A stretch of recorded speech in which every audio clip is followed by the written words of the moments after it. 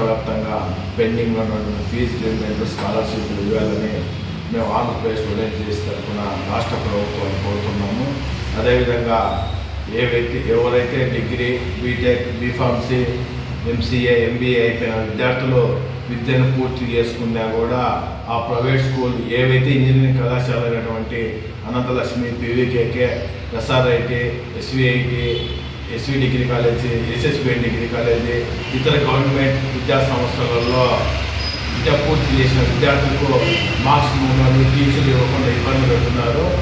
ఏమి మాకు టీసీలు ఇవ్వలేదు, లేదంటే ఏం సార్ మాకు మార్క్స్ కార్డు ఇవ్వలేదని విద్యార్థి సంఘాల తరఫున మేము విద్యార్థి సంఘాల వైద్య వాళ్ళని అడిగితే వాళ్ళు ఒకటే చెప్తున్నారు, రాష్ట్ర వ్యాప్తంగా పెండింగ్ ఉన్నటువంటి ఫీజు రీయింబర్స్మెంట్ స్కాలర్షిప్లు ఇవ్వలేదు.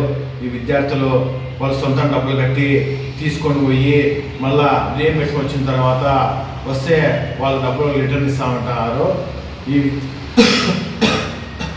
ఎవరైతే విద్యార్థులకు టీసీలు ఇవ్వలేదో, మార్క్స్ మెమోలు ఇవ్వలేదో ఆ విద్యా సంస్థలను బ్లాక్ లిస్ట్లో పెట్టాలి. ఆ విద్యా సంస్థలకు నెక్స్ట్ రాబోయే విద్యా సంవత్సరం కాసి వాళ్ళకి కౌన్సిలింగ్ ఆపాలని మేము రాష్ట్ర ప్రభుత్వాన్ని కోరుకుంటున్నాము.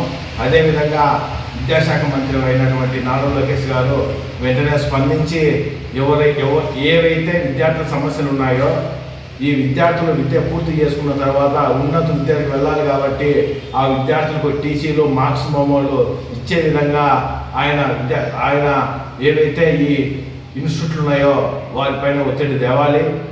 మళ్ళా కాల్చుంటే ప్రభుత్వాలు ఇంజనీరింగ్ కాలేజీ మీరు చూసుకోవాలి, కానీ ప్రభుత్వానికి ఇంజనీరింగ్ కళాశాలలో కూడా ఉన్నటువంటి విభేదాలతో విద్యార్థులను బలిపశువులు చేయొద్దండి. అదేవిధంగా ఇలా టీసీలు, మార్క్స్లు ఇవ్వకపోతే బడుగు బలికిన వర్గాలు ఎక్కువ శాతం నష్టపోతారు. ఉన్నత విద్య అందరి దాక్షిణ్యంగా తయారవుతాయని వెంటనే రాష్ట్ర ప్రభుత్వం కూడా ఈ ఇంజనీరింగ్ కళాశాలలో చర్చలు జరిపి ఏవైతే విద్యార్థులకు రావాల్సి ఉన్నాయో టీసీలు, మార్క్స్ మెమోలు ఇవ్వాలని మీ ప్రభుత్వాన్ని కోరుతున్నాము. ఫాలో చేయొచ్చు కదా అండి ప్లీజ్.